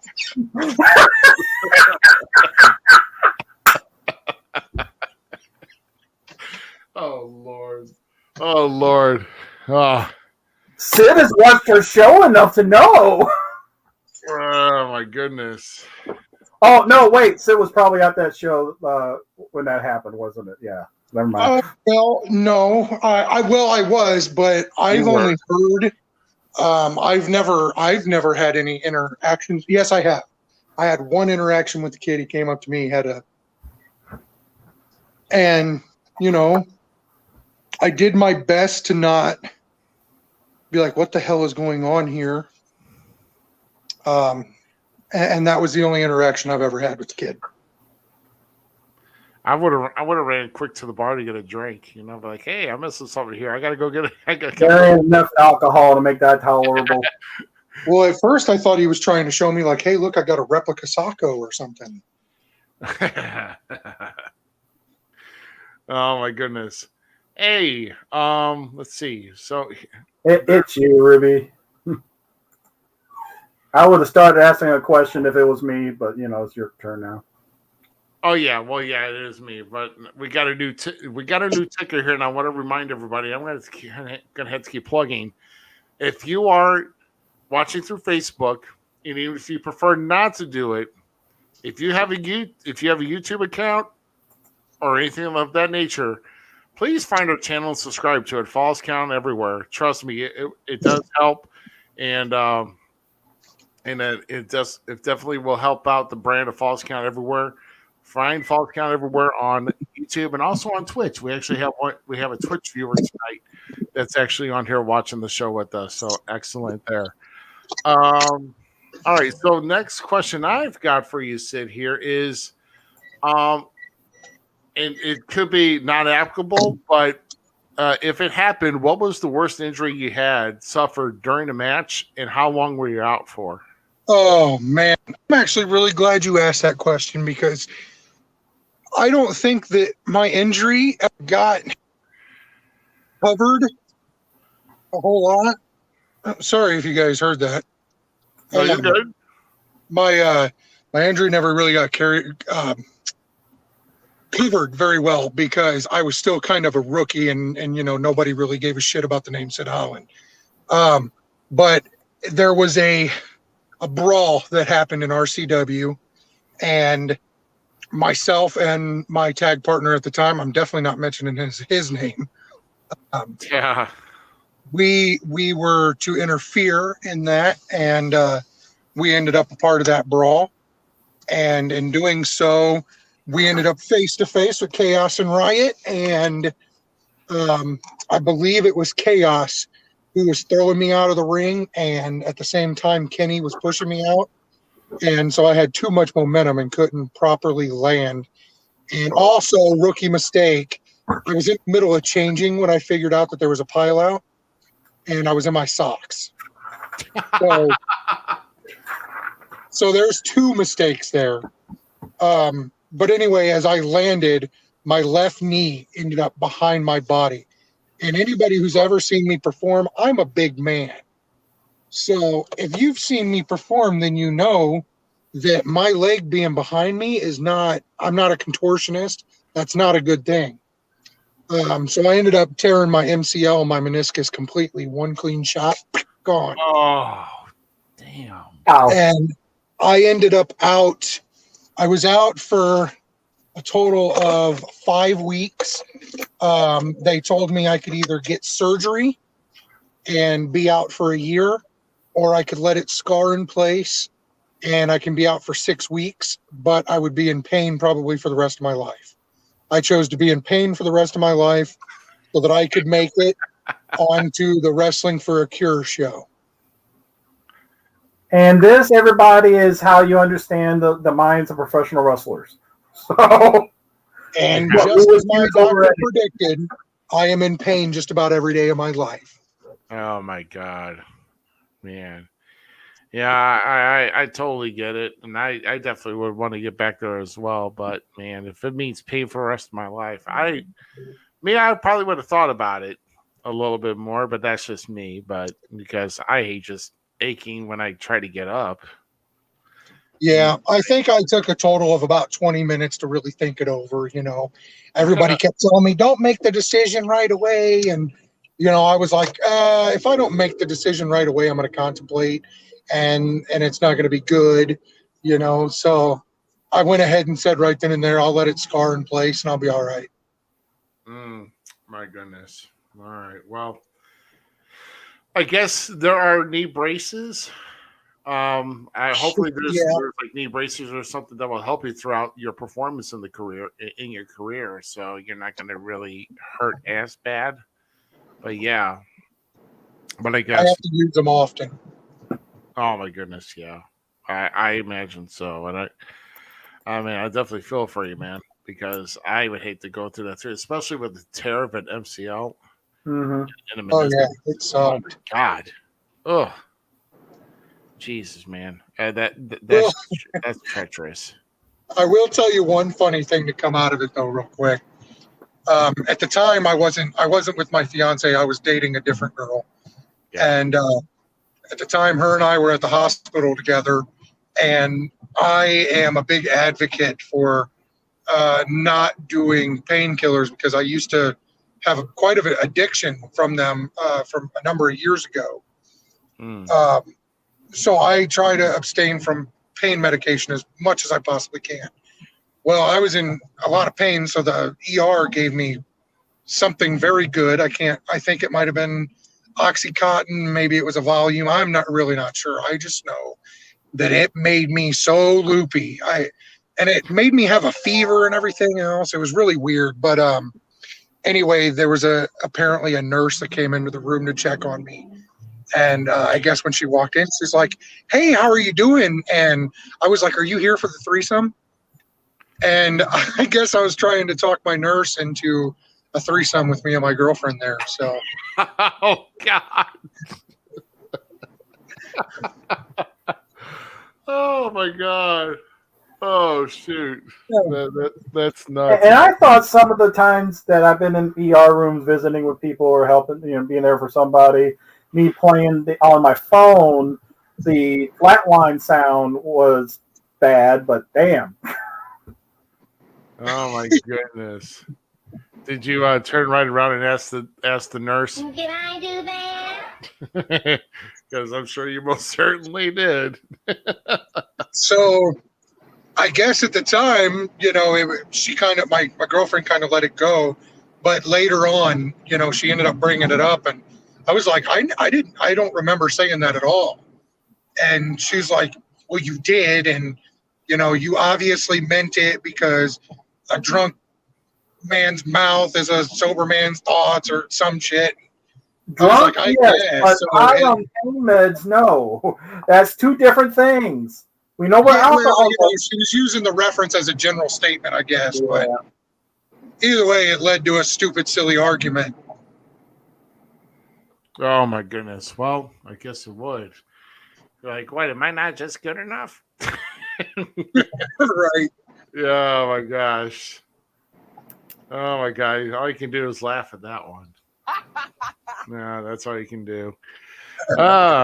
So So next, what I'm going to do here is I'm going to read off a list of people or names that you've been associated with in wrestling, and I want you to give your first thought that comes to mind. All right? Sounds good. All right. Johnny Rocco. Asshole. Wow. That's yes, that's kind of putting it blunt. He means well enough, but he's an asshole. And I don't think enough people realize that about him. All right. No Coast Chicago. I would say a good, chill group of dudes. And I'm very regretful for the way that things ended. And I wish that we could be able to find a common ground. All right. And he was on earlier tonight. Didn't think he would be, but Damian Cortez. You cannot use asshole again, just so you know. You don't use it once. Sphinctus Maximus. Well, Damian Cortez. The first thing I would say about Damian Cortez is that he's creepy. But I would also say that he's hungry. And I realize that. I realize that Damian wants and he needs to make a name for himself. And I realize that, there's a lot of guys that have been making names for themselves, and maybe Cortez is ready to branch out and be that guy that steps up. And, he saw how I did it. So I would say hungry. Awesome. Frankie D. Another asshole, but Frankie's a good dude, and I know that Frankie means well, but he can be a bit of an asshole. Sometimes he can criticize the hell out of you when you need to hear, "Hey, brother, I love you," Yeah, I get it.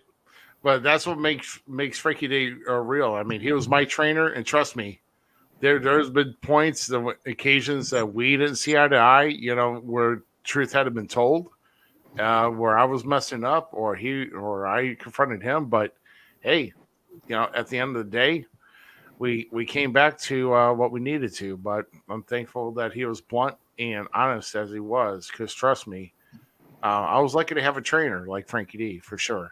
So absolutely. And this business, being an asshole, a lot of the times is a necessity. You got to be an asshole. Yeah. But with Frankie, here's the thing, man. I know your heart. I've seen it. I know it. There's a very caring person underneath there. And I know sometimes when he looks at me and says, "God damn it, Sid, blah, blah, blah, blah," what he really wants to say is, "Look, I love you, but." And sometimes it would just be nice to hear that positive encouragement. There's a lot of negative encouragement and not so much positive. Yeah, I get you. Jake Prater. Jake Prater.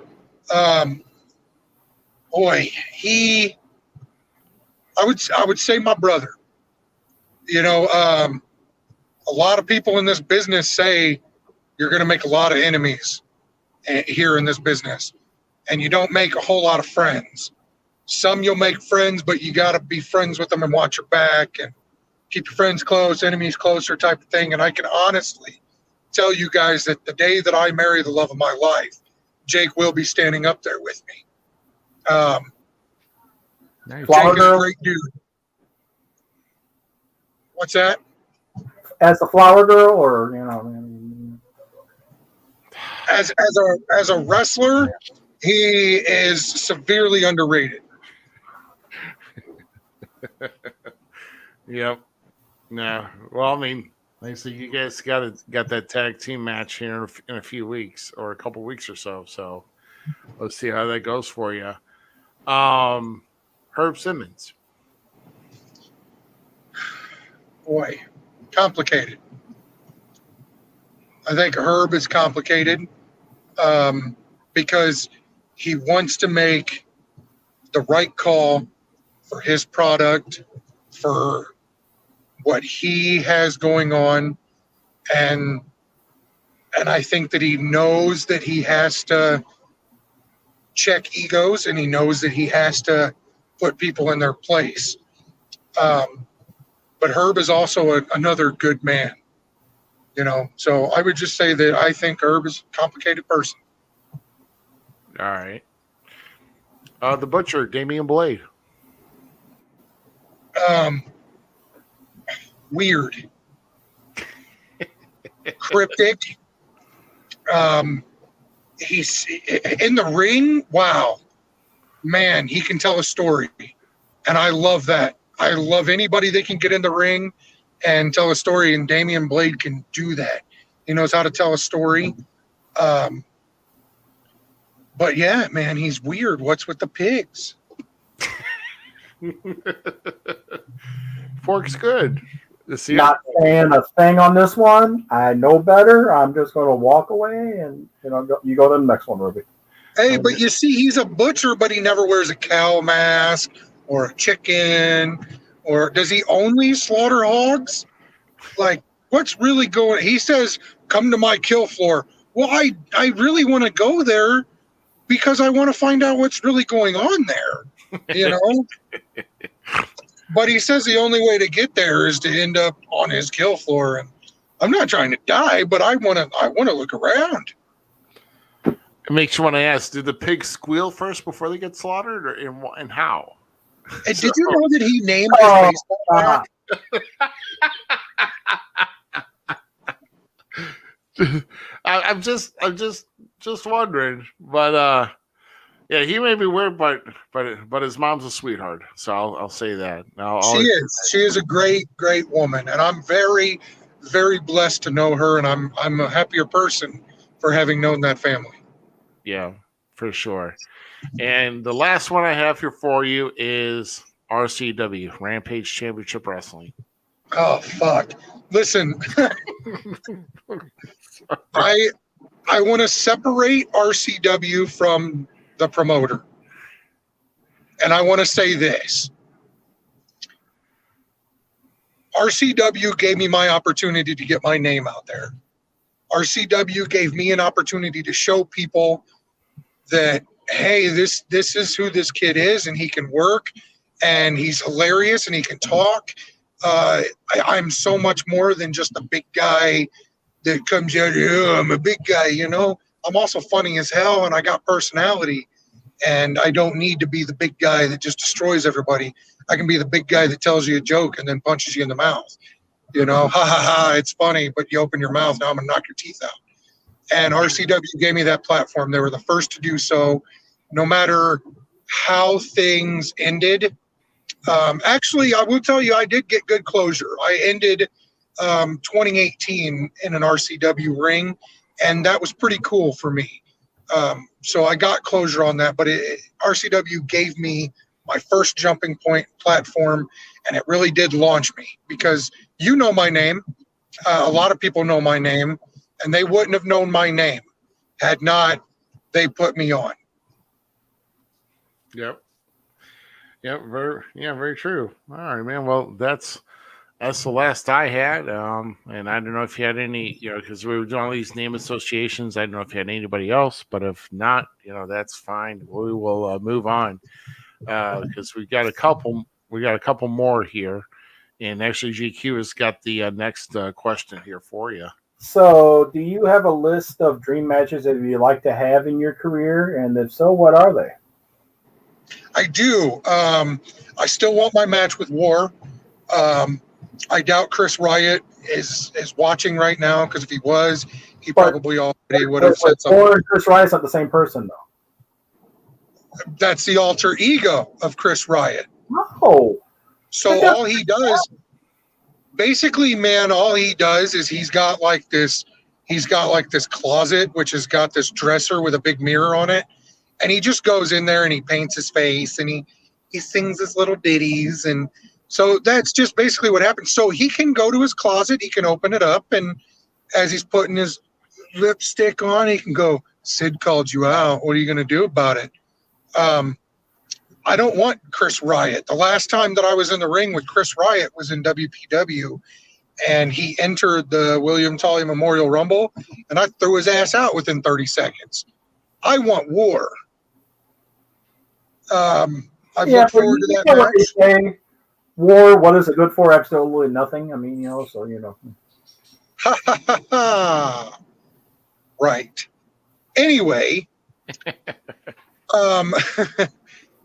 I will say Damian Blade. Damian Blade is definitely one of my dream opponents. You're just asking for it with your dream matches. Do what? You're just asking for it with your dream matches. You have no idea, man. I'm gonna call out anybody I can that makes me excited to be a wrestler. Okay, they know how to capture an audience. They know how to kick ass, and that's fine. I'm not afraid to get my ass whooped.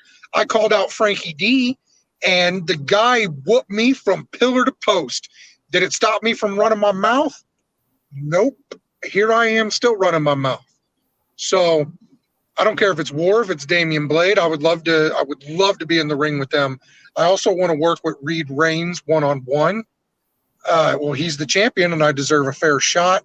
And I would love to work with that guy. I would love to work with Playboy even a little bit more too.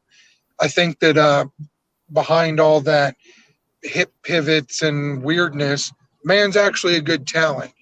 And I think that if I can beat him in the ring, then that's just going to do nothing more but elevate me. Excellent. Well, cool. Yeah, I mean, War, Damian Blade. I mean, two tough guys, and who knows? I mean, War may find his way to WPW. You never know, or even maybe if you float over to IEW, if that ever happens, that could happen too. So you never know. Yeah, I'm not ruling out IEW. I know that somebody had contacted me before, and I wanted to make sure certain people weren't involved, and I'm reassured. I will tell you one thing. Hold on, you broke up during Sid, you broke up during most of that. Am I good? You sound good now. Now, restart off what you were saying about with IEW, and I can confirm or deny anything for you. Or I can confirm anything. Well, I wanted to make sure certain people weren't involved with the promotion. I also wanted to work with certain people, and I was told, hey, submit your info, and then I did, and never heard anything back. I don't know if that's because of COVID, what the situation is, but hey, if they don't want me, they don't want me, and there's nothing I can do about that. But I would love to be a part of IEW, whether that's as myself or with Jake. But I will tell you one other quick thing about dream opponents and such. Somebody who's been on my radar, and I've been in the ring with him, but it was a tag match. I really want to be in there with Doug O'Shea. Doug O'Shea, to me, is severely underrated. I feel like a lot of people have picked on O'Shea, for lack of a better word there. They've tried to bully him, and, they've really come down pretty damn hard on the guy. And little do they know what he's capable of. Not just in that ring, but damn, can he elicit emotion? Have you ever seen 700 people just absolutely disgusted throwing trash at a man? Because that's what Doug O'Shea can do. Yep. Yeah, I mean he's very good at doing that. That's for certain. He's definitely a very hate on a heel stance. He's pretty bad. I mean, people don't like him. That's for certain. Yeah, he's something else. Yeah, for sure. So I will go ahead here and I'll get to our last. I'm surprised you gave yourself this one. You always give this one to me. I know. I decided to switch it up. I was in a good mood, so I gave you other tough ones. So I'll just give you this one. So, or at least I'll take this one. But What are some memorable road stories or a fan experience that you can share that is either funny or that has stuck with you for some reason? I lost you there at the end or the beginning of that. No, it's okay. Yeah, I see you were kind of breaking up. But what are some memorable roads? Is there a memorable road story or a fan experience that you can share that's either funny or has stuck with you for whatever reason? Absolutely. I can only tell parts of this story because I made a promise. I'll tell you that I went to North Dakota. My very first trip to North Dakota, I went with, do you guys know who Micah Pope is from All Eyes on Us? No. I might have heard a tag team, but I don't know the individuals too well. Okay, so the tag team All Eyes on Us, the long red-haired curly guy, his name is Micah. Well, I absolutely love All Eyes on Us. I think that they're fantastic. So I asked them if they wanted to tag along. Nelson was busy, so Micah said he would tag along. And also Mark Morgan, who used to, I'm not sure what's going on with him these days, but he used to wrestle in RCW and MMWA. Tag partner Brian James, right? Yeah. Yes. So it was myself, Micah, and Mark Morgan, and we went to North Dakota. And man, we get there and the ring is awesome. The building is awesome. Elite Wrestling Initiative, a great production. Mercer Sage is an amazing promoter. He's understanding, and so we get there and we're like, wow, actual hemp ropes. I've never run those before, and wow, look at this ring, and oh man, that's Danny Duggan from Canada. He's a hell of a talent.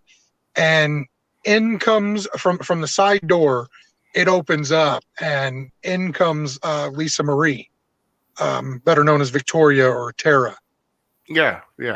And literally, I'm sitting on the end of the ring. Mark Morgan was in there running the ropes. I had just gotten done doing a little workout.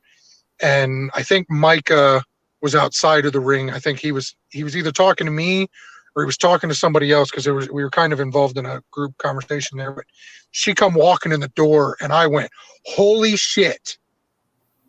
And well, that caught some people's attention, and and then Lisa herself heard me, and she's like, "Oh, there's a good reception," and so of course right away I'm over there like, I am your humble servant, kissing her feet. And Micah is right. He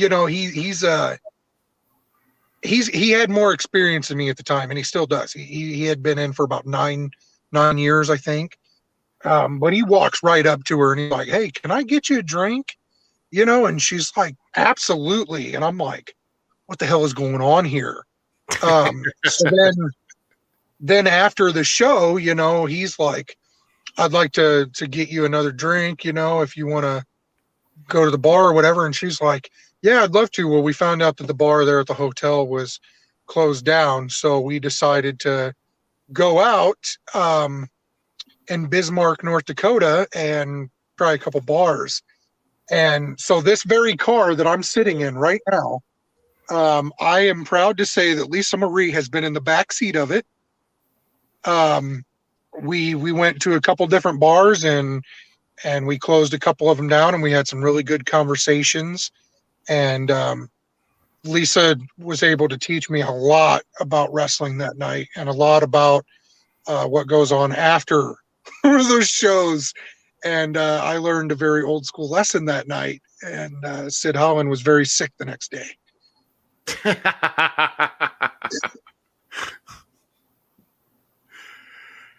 Too much. So that is partake a little too much.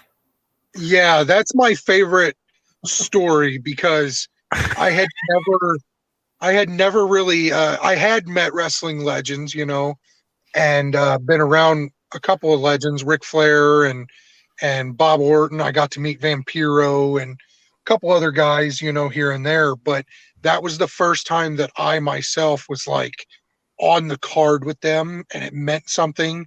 And that was also the night I blew my calf out on my other leg. Oh, so, yeah, I ended up blowing my calf muscle out the same night that Lisa was there. So she got to see me work a total of about 2 minutes. And I was like, oh, Lisa, I really wish you could have watched. And she's like, well, from what I saw, you were great. You're very talented. And so I ended up giving her one of my shirts. So somewhere in Lisa's closet, unless, she might have been like, fuck that guy. But I'd like to think it's in there hanging up at least. How should you use it for toilet paper? Hey, I'll take it, man. I'll take it. At least it's being used, right? Oh my God. Exactly. She was a very, very lovely woman, man. And I had the time of my life with her. And I got to meet Kevin Phoenix that night too, which was really cool. Let me give you some advice here. You ever go out with the boys, you get your own drinks. Make sure you get it always in a cocktail glass, and make sure you mix Pepsi and... Oh, he's gone. What happened? He's like, you're giving me drinking tips. I don't want any part of it. I was going to say mix Pepsi and Sprite. Nobody knows that's not a mixed drink, and then you won't get drunk. Oh, man. No. Yeah, I haven't been mixing my drinks. Well, actually, I've been kind of partaking in lager and whiskey. All right, he's coming back. Hold on. Do you want to add him back? Yeah, we'll add him back. Anyway, I finished giving you the advice I was trying to give you. Yeah, go for it, man. Anytime you're out with the boys, always go get your own drinks. Always get it in a cocktail glass, but get like Pepsi and Sprite mixed. Looks like a mixed drink. Nobody knows the wiser. You can drink that all night. Yeah, I ended up learning that you can just go and order like a tonic water, and it'll kind of look like it's fizzly and all that good shit. So yeah, but I didn't want to be labeled like the wuss of the group or anything like that. So I will tell you, I kept up, but I will also tell you this: I've been to a lot of parties in my lifetime, and usually I can drink with dudes just fine. But when it comes to chicks, usually they only drink so much, and then they're done. Excuse me, and then they're done. Lisa's a pro, bro. She is a pro. She's been on the road enough. She knows. Yeah, and if you try to take a shot and you're wondering where hers is, well, don't worry. She's probably 2 more in than you are. So you have to catch up to her. So it was very much so me playing catch up. Oh my God. Ooh, wow. Yeah, interesting. Yeah, well, that's definitely a fun story. At least I considered it a fun story because I've had several stories like that, but I'm not going to share those immediately because I'm sure there's another podcast dying to get something like that on me. So I'll reveal that whenever the time comes, if it ever comes. So we know about your upcoming shows. At least we know with March 20th with SMPW. You and Jake Prater tagging, going for the tag team championship in SMPW. And do you have any other upcoming shows? Well, let's see. Are you expected to be at MMWA Homecoming? MMWA, no. Okay. I do believe that I was going to be at WPW that night. Oh, okay. All right. Okay. Yeah. And trust me, I was trying to see what I could do to make that show, but they're like, well, hey, actually Shane Jones told me like, hey, go ahead and just, you're already booked for MMWA. But there might, like I said, there might be something coming down the pike for WPW for other shows past this taping. So trust me, if that when that's solid, trust me, I'll be there with that. Well, my problem is that the last set of tapings that WPW did, I was supposed to be there, but I got a concussion from my own tag partner. No. Oh my God. Yeah, I don't remember driving home that night, and I apparently insisted on driving. Oh. What I do remember is watching Dragon Ball Super the entire way home. Oh my gosh. So I ended up with a concussion, so I didn't make it to the WPW show. I wish that I would have, and so because of that, I'm not going to miss the taping on the 10th. Okay. Yeah, apparently, Michael Lilly, I just now saw this. Like, what about that time we was going to the WPW show and that guy cut us off at New London? Do you happen to know what he's talking about? Oh, yeah. Okay, so there was a guy, I can't remember if he flipped us off or if the girl flipped us off, but I have road rage as it is, man. I have it pretty good. And so I remember us getting cut off and then me trying to get the guy to pull over. Oh, man. I know I was screaming out the window, like, pull your fucking car over. Let's do this right now. And the bad thing about it is, like, my kids are used to it. They're like, another day. You know what I mean? Like, fuck with my dad. But I had Michael Lilly's daughter and her other teenager friends in the back of this truck, and they're all like, right. Like, I know we're going to a show where people are going to fight each other, but I think Sid's getting ready to kill somebody. Right. That was pretty interesting. I forgot all about that. Oh, yeah. Yeah, I'll tell you. All I got to say is if you're going on travels, just get there safely. I know people are idiots. There's a lot of idiots on the road. Trust me, I know this. Oh, it's horrible. I'm a lead foot, man. I'm trying to get anywhere and everywhere fast. Yeah. Oh, my that's goodness. my big problem. Yeah. Well, so I'll tell you what. Yeah, I think that's all that we had. But I know that people can find you on Facebook, Twitter, and Instagram at Real Sid Holland. Yes. And then you have a YouTube channel, just Sid Holland. Yep. Maybe you might once you can find Falls Count everywhere, and maybe add this to your playlist. So also, I want to plug my TikTok because I'm hilarious. I put on comedy skits, I put on reaction videos, and I also put on some of my wrestling clips as well. So that's at Sid Holland MBFG, Man Buns Finger Guns, Sid Holland MBFG on TikTok. I'm hilarious. Make sure you guys follow me on there. I will be putting out some more content. I have a bunch of crap in my drafts. I work a lot and forget about crap because I have kids that are constantly, Dad.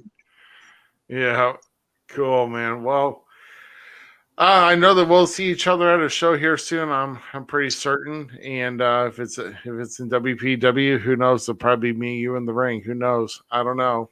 I'll tell you this much, Ruby. I know that we were booked against each other. I think it was November of 2019. Yeah. November, December.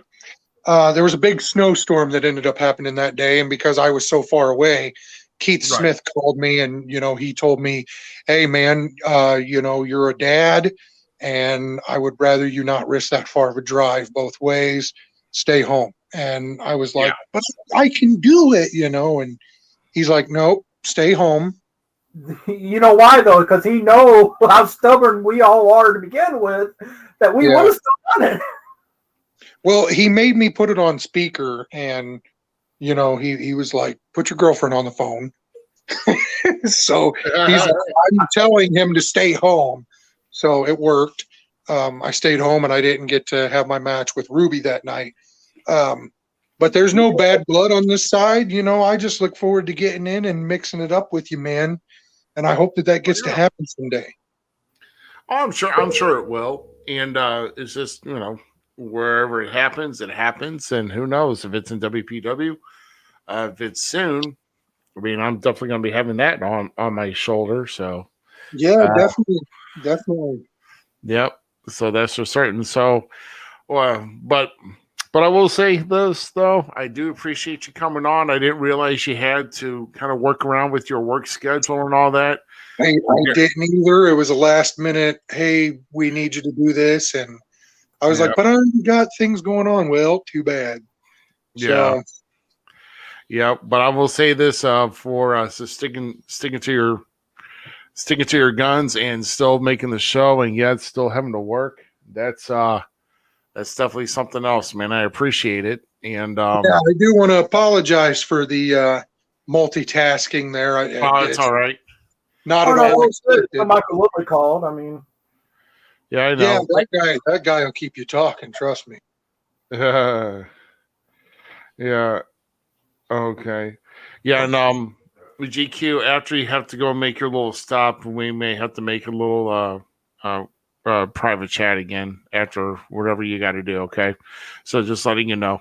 All right, but hey, but thanks again, brother Sid. I appreciate it. Absolutely.